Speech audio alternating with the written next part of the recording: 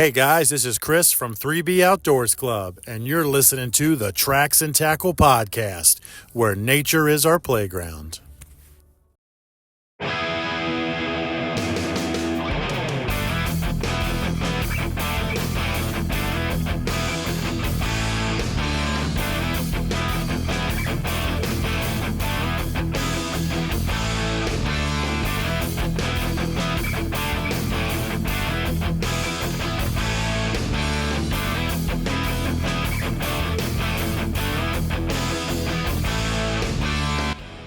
Hey folks, before we dive into today's episode, a quick word about something really special. Our guest today, Darren Snow, is a representative of Raised at Full Draw, and they're bringing their youth archery camps to Pennsylvania this June. These camps aren't just about target practice, they're immersive, hands-on experiences where kids learn archery, hunting safety, and outdoor ethics from passionate, experienced mentors like Darren. If you know a young person who's ready to step into the woods and gain real-world confidence, this is the great place to start. There are a couple spots left across 3 select locations we'll get to in the description of this episode, so head to raisedатfulldraw.com for more and get registered. Now, let's get to the episode.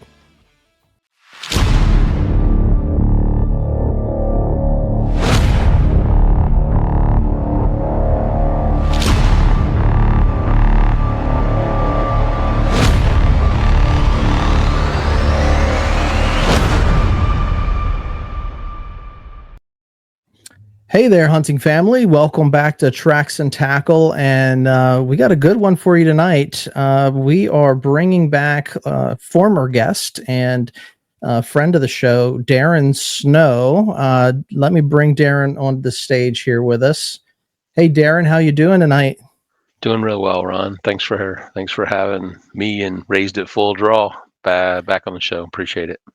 Yeah. So we were just talking prior to recording, and one thing that I had said to Darren last year was we wanted to have him come back on and promote the youth camps and what Raised at Full Draw is all about before the summer camps hit Pennsylvania this year. And it's about that time, it's that season. So Darren, why don't you just quick reminder for the listeners, maybe people didn't catch your episode with us last time, but why don't you introduce the audience to yourself and tell them a little bit about Raised at Full Draw? Yeah, sure. Thanks, Ron. Appreciate that. Raised at Full Draw is based out of Winterset, Iowa, and we put on youth camps. I say all over the country, but it's not really all over the country. There's just a few select states right now. Wisconsin, North Dakota, Montana, Iowa, Missouri, Michigan. Each of those states have a single camp. This year we're promoting 3 camps in Pennsylvania. One of those camps is out in Wexford, which is outside of the Pittsburgh area, and that's June 11th through the 13th. The second camp is the Felton, PA, which is East York County, Pennsylvania, and that's June the 19th through the 22nd. And the third and final camp is June the 26th to 29th, and that's Loysville, which is actually it's actually a Boy Scout camp up here in Perry County. This is for ages 11 to 17, all levels of archery, from zero experience. Hey, I just want to learn about archery, to somebody who maybe started out as a gun hunter, in the mentor program, and now, hey, I'd like to learn how to archery hunt. So it's designed around ages 11 to 17. If the youth has the hunter trapper education, great. If they don't, we can we teach the class there. And the other thing that we teach is the National Bowhunter Education Program. That National Bowhunter Education Program is also valid in all 50 states. And there are a lot of states out there that if you're going to bow hunt in their state, they want you to have completed that training. Yeah, no doubt. And I know that just Darren and I periodically, he'll shoot me a text, or he will send me a message and tell me a little bit about what he's doing. And he's all over the place and is an excellent advocate for this program. But not just this program. I know that you do a lot of advocating for the outdoors in general, right? You're a pretty busy guy. And I guess we'll go back to the beginning. Like we met last year at a 3D shoot, where we were just hanging out and flinging arrows and plucking the string, and Yep. struck up a conversation, at the tailgate of the truck, and got to know you a little bit, and found out, hey, you're another local guy, which is primarily what we do on the show. I mean, we do get guests that are from, across the nation, as we connect with people, but we really try to focus on local folks so that other local listeners can connect in and reach out and touch, what everybody's trying to do. And what you're representing is this program that started out in the Midwest, but has grown. It's moved east. And you got 3 locations this year. Did you have 3 last year? I know that you were looking at sourcing new locations, but I don't know if it was the same amount of camps. Yeah, we were working on 3 camps. The 3rd camp, we really only had 2 youth sign up, and it turns out it was that county's county fair week, and Yeah, so timing. it was and we didn't plan that one very well. So fortunately, the youth that did sign up for that camp were able to attend the Felton camp. Had a great time. In fact, I think they're coming back again this year. Yeah, that's a sign of success, is when you have repeat clientele, I guess. I don't know what you would call it. But when the kids are having fun and they come back out, that you did something right. And this is like ingrained in the DNA of like who we are, what we represent. We want to pass on that lineage, something was passed down to us, and that mentorship piece. So it's super important, especially for youth that might not have a mentor, or maybe they have a mentor. They just have a mentor that's never gone hunting and doesn't know where to start. So, let's talk through what that looks like. A day at one of the camps. Sure. I'd love to have you hit on, the difference from the growth. I don't know how many years you've been representing the organization, but I'm sure that you're getting better, faster, stronger every year you do this. So maybe you can touch on the changes year over year, and then let's walk through what a typical day looks like in one of these camps, what the kids can expect. Yeah, for sure. So you mentioned something there that is kind of near and dear to me. You said mentor. Right. I am the result of someone who took the time to mentor. So for some reason, I've always wanted to be in the woods as a kid, and I was fortunate enough to meet a gentleman at my church who was 15 years my senior. And he had heard that I wanted to do some hunting, but zero experience. And he mentored me. He showed me what a rub is, what a scrape is, how to find trails, tree stand placement, wind, scent. These are foundational things to those of us who have a passion for, hunting, specifically, whitetail deer and things like that. So I'm the result of mentorship. So this is very near and dear to me. I'm at a point in time in my life, my kids that are now coming up, and I'll be taking them out. They're getting there. They're still young. But this is really what it is all about, is providing a broader opportunity for kids to get an opportunity to go outdoors and learn what archery hunting is about. So you say a typical day in the life. The youth will arrive at noon on Thursday, and that's very typical of all of our camps nationwide. The first thing they will do is get signed in. The parents will have a bunch of sign-offs to do, and then if they have a bow, great. We'll check them to make sure that their bow is actually set up for them. Mm-hmm. If they don't have a bow, we have a trailer that has 37 bows. So we will measure them and then we'll send them out to the trailer with paperwork. And we have a bow tech out there, one of our volunteers, that will get them set up with a bow, get the poundage right so that they can draw. And then they will be given a bow that will be theirs throughout the course of the week. All of their cell phones are bagged and tagged. There's no cell phones throughout the course of the week. Great. Yeah, we had a little bit of delay, and so I like that. Like, so bag the cell phone, get them locked into what they're doing. My side question, when you were talking about setting their bow up, what's the ratio, do you think? How often does somebody come in and the bow's just not set right for them? Because I think that, especially dealing with like junior hunters or youth, how often is that bow set up right for that shooter?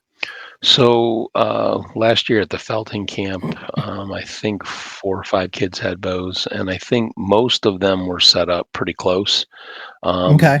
There were 2 kids that were S3DA shooters, and so they They're have set up right. they have some experience there. And what's really cool is when some of these new kids are actually mentored by even S3DA kids or kids that have come to us, through the NASP program, National Archery in Schools program.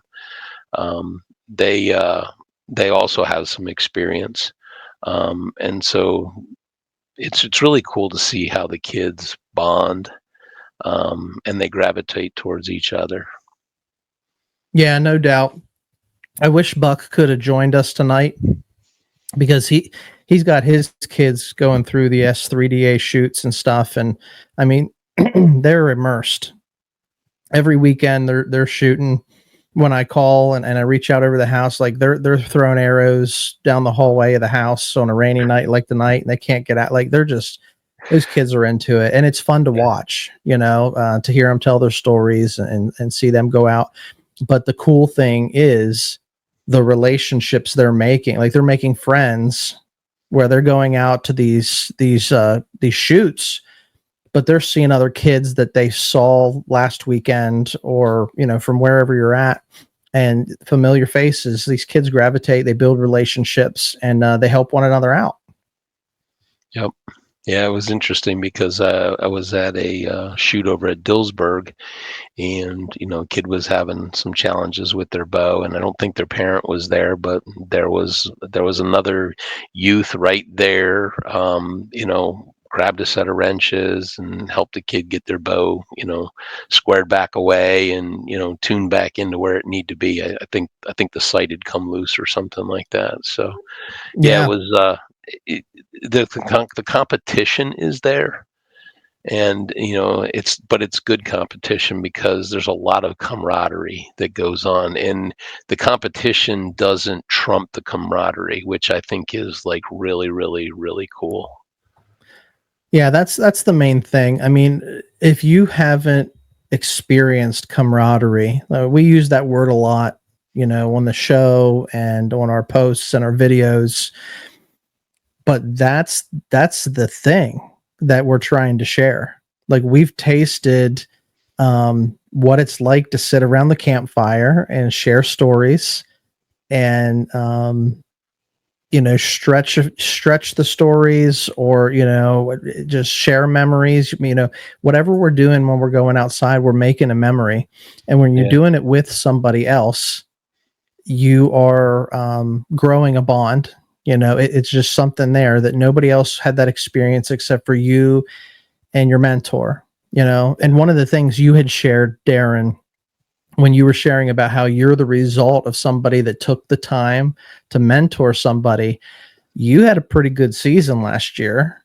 You were, we didn't even start off the top of the show talking about how you did, but why don't you tell me? I mean, you got a real nice buck down in in Virginia. Am I right? Was it Virginia? Yeah.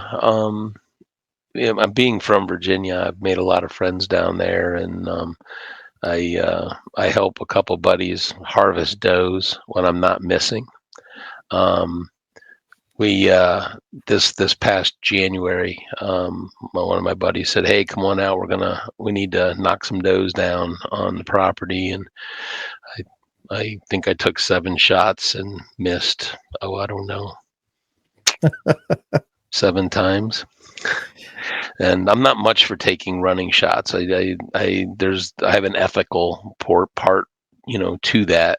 Uh-huh. And so typically when I'm taking a running shot, it's going to be a neck shot. So I'm trying to lead neck, and I know it's going to go down because I don't want to gut shoot them. Neck Sure. shot's pretty lethal. And I was standing there with the property owner, and they were doing a push through a really, really thick section of young pines and mostly like 5-foot tall briars. And this 10-point came out, and I'm standing there with the landowner, and he's like, "Yeah," he says, "we've seen this guy a bunch of times between 9 p.m. and 3 a.m. on the cameras, but never daylight." Yep. And he took 2 shots, and it was getting ready to go through a gut in the hill, and I had a good backdrop, and I led it a little bit less than the does earlier, and I folded him. That's a great feeling whenever you can connect on because especially if he shot first, he motivated that deer. It wasn't just leisurely walking off, And so when you hit him on the run, that's an awesome feeling.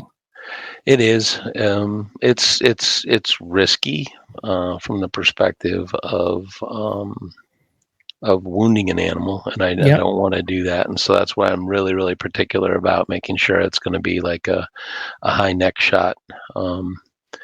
But the best part is my friend is about I don't know, like 3 years younger than me, and when we walked up to this deer, and I got my hands on him and stuff, I must have turned white as a sheet. It was a dandy. He has a logging business, and he said to me, he said, "Dude," he says, "are you okay?" I go, "Yeah, I'm fine." He goes, "You look like you're having a heart attack." I said, "No, there's no heart attack here. This is purely awe of an incredible animal and an incredible opportunity that, Mm-hmm. that he provided me to hunt on his property." And he says, "I've only ever seen that once, and I was doing CPR 3 minutes later because he had a heart attack." I said, "Nope, no heart attack here, and as you can clearly see, I'm sitting before you." Just going to make sure the blood's still pumping through the pump station. It was. I think most of the blood had retreated to my brain because I was trying to process the whole thing because it was an incredible animal. Awesome. Awesome. Well, I know we didn't touch on that out the gate, but we love those stories, and I don't know. It was fall, and I hadn't talked to you in a little while, and we don't talk regularly, but periodically we connect. And I got a text out of the blue, and it's Darren sending me a picture of this awesome harvest he got. So we love to see that, because going back to the camaraderie piece, Yeah. like even in the archery shooting, like where the competition's healthy, like everybody wants to do well, you want to see your counterpart do well too. When you're out there and you're hunting or fishing or whatever it is that you like to do outdoors, that camaraderie piece is like, we celebrate, like your success is our success. We want to see it all around. Everybody have a good year. Yeah, and we take that over to raise the full draw. It's really interesting because the kids will pump each other up. When somebody qualifies at 10 yards and they get their 10-yard tape, as soon as they get qualified, they can shoot a softball size group at 10 yards. They get their 10-yard tape, which qualifies them during free time to go to the 3D range and shoot at the 10-yard line. And when somebody gets their 10-yard tape, we celebrate that. So once they get qualified, one of the volunteers will take them over to the trailer, and then somebody will let out a really loud whistle and, big woohoo, and so got their 10-yard tape. And you know what? There's going to be kids that were on the lines that were struggling to get their 10-yard tape, and you know what? They celebrate that. It's a motivator. Yeah. And then, then when the kids are out and they're shooting the 3D, somebody makes a great shot, there's celebration. It's not like, oh man, I didn't make a good shot. They're celebrating each other. It's really interesting to watch the dynamics of these kids, regardless of their experience with a bow. Right. Well, that leads me to my next question, and that is, from your perspective, why do you think camps like these are so important for youth, like in today's culture and today's world? I think a couple of reasons. One, it gets them away from the electronics. There's just a lot of bad stuff that can happen on the electronics. Two, it in our society now, we've become, with a lot of people that work from home, we have become somewhat sheltered, and we have forgotten how to communicate effectively. And when you get 25, 30, 35 kids together with archery equipment, and they're all doing the same thing, there's a lot of, again, the word camaraderie that happens there, and there's a lot of celebration as people get more and more success with getting their 10-yard tape or their 20-yard tape, or how they shoot in the little 3D tournament that we have on Saturday night. So I'm going to go back to your question. Why is it so important? The kids are outdoors; they're not indoors. They're away from electronics, and they're also learning respect. And when I say respect, something that's very important to me is every morning everybody gets called to the flagpole. We raise the flag. We pledge allegiance. We have a brief prayer. We go in. We eat breakfast, and then it's learning time. And then there's free time, and then there's learning time, and then there's lunch, and then there's a little free time. So the bow hunter education course is completed in the outdoors. The hunter trapper ed, we have to do videos and slideshows and things like that. That's part of the curriculum. We do that after dinner in the evening. So the entire bow hunter education course, in preparation for the bow hunter education course test, is completely done out in the grass, in the weeds, in the trees. It's not in a building. So it's also a very different way to learn. It's also very hands-on. When we're teaching kids tree stand safety, they put on a 5-point harness. We teach them how to properly climb and then to get locked into the tree and make sure that, their tether's the right length, and, so that, in the event that they should fall, they don't fall like 8 feet before it comes tight.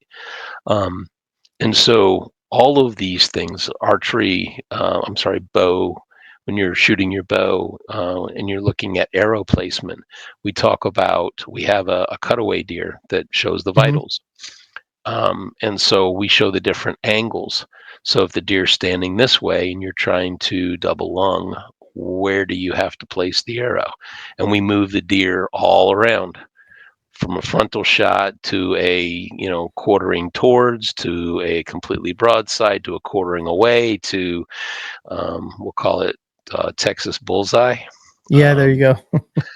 So they get the full training for that, and it's all completely outdoors.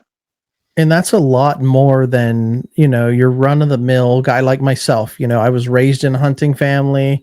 I was started hunting as soon as I was old enough to go tag along. I was going out and tagging along and stuff. And, I went through hunter and trapper ed and all that. But, what you're explaining is a very thorough approach to shot placement to tree stand safety to just the ethics of respect for one another and respect for the outdoors. And that's why we have you come back one. I mean, we're a believer in these camps.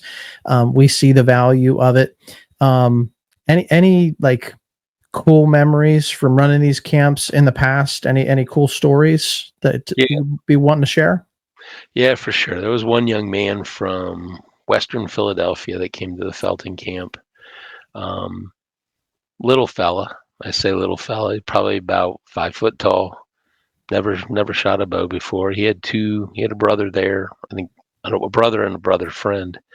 We had that bow. It was one thread from popping limbs.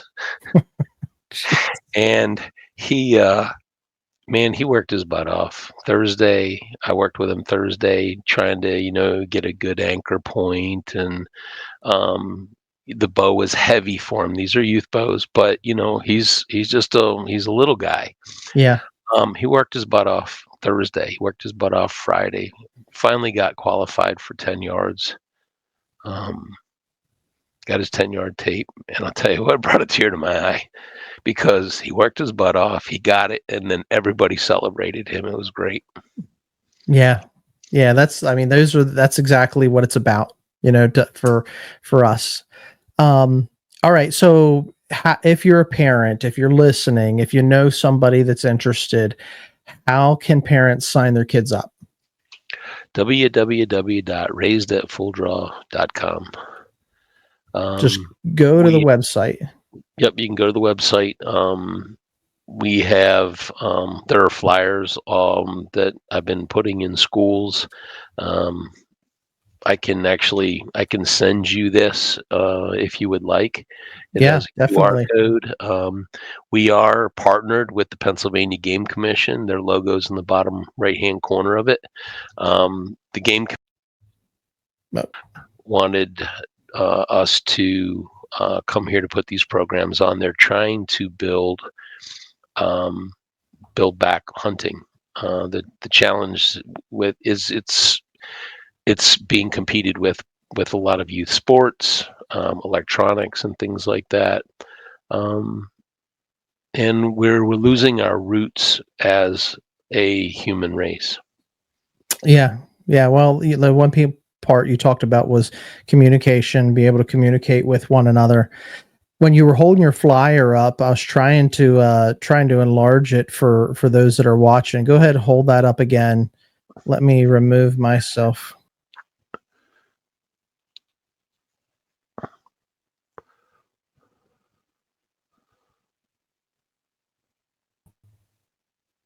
Perfect. Yeah, I can actually send this to you electronically if you want to put it up. Yeah, we'll get that posted. The link's at the bottom, raisedetfulldraw.com, where you can go and register. Is there a deadline? I know that you said the first camp out towards Pittsburgh is the 11th through the 13th. So I imagine that deadline would be the earliest, right?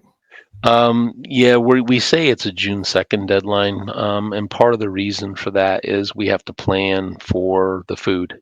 All that has to be ordered 2 weeks ahead. So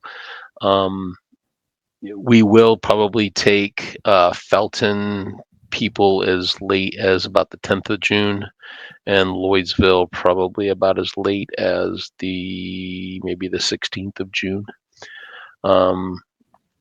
But yeah, if they go on there, they can go into the camps, and they'll see all the camps that we have out in the Midwest and West. But they'll also see the Felton camp and the Lloydsville camp and the Wexford camp here in Pennsylvania. Okay. And what should participants bring? Well, when they get signed up, they get I'll call it a camp kit. So it has a full list of what they're to bring: tent, proper clothing, a drink bottle. There's a full list when you get signed up. Part of that is being prepared. Last year it was fairly warm, and we were actually running four-wheelers out like every 20 minutes to fill water people's, water bottles and Gatorade. So there would be, one Gatorade now, one water, then one Gatorade, one water. So trying to keep the kids hydrated. Yeah, well, I mean, it's summertime. It's starting to warm up, and it is that time of year. Okay, well, final message to parents or young archers out there. What would your final message be to them, Darren? If you have any interest in learning about hunting and specifically or the art of archery, even if it's just hunting in general, we're going to teach archery, but everything in archery is applicable to hunting with a firearm. So if you have any interest in that, or you want to have your youth learn about the outdoors, safety, survival, tree stand safety, come sign up with us. We'd love to have you kids. We feed them well, and we teach them well. We have a great group of volunteers, people that have a passion for the outdoors and for youth in general, to bring this next generation of youth into the outdoors. Awesome. Well, we're believers in the program. We always want to plug this. We're going to get this out here, this episode published as soon as we can, so that as many people hear this and are interested, they can go sign up. You can find them at raisedatfulldraw.com. All the information's on the website. Look for the location that you're applying for, and send your youth out, because it's a great opportunity for them to spend a weekend during the summer, a few days during the summer, and it'll be something they'll remember for a lifetime, I'm sure. Yeah, and you and the Tracks and Tackle team have an open invitation to come out and witness it firsthand if you guys want to come out for an hour or two. And if you have time, maybe not this year, but next year, and you want to volunteer, it's people like you, Ron, that make the difference in youth and the future of hunting. Appreciate what you do here with Tracks and Tackle, and you guys have an open invitation to come out and tour the camp. One of the you pick. Yeah, we appreciate it. Probably, honestly, Louisville's the closest to where I'm at, but if I can sneak away and stop up and visit, I'd absolutely love that. So let me look at my calendar, see if I can make it happen. I know that I have the power to shift things around on my calendar. So we appreciate that, Darren. It means a lot to us. And it's really, finding like-minded people, partnering together. And, the future of hunting are those that are coming along in our footsteps. So we want to make a way for them. Awesome. Yeah, awesome. Thank you. All right. Well, listen, folks, appreciate you guys tuning in. Check out Darren Snow and Raised at Full Draw. If you know somebody that'd be interested, share this episode, get the information out, tell them about it, spread the word.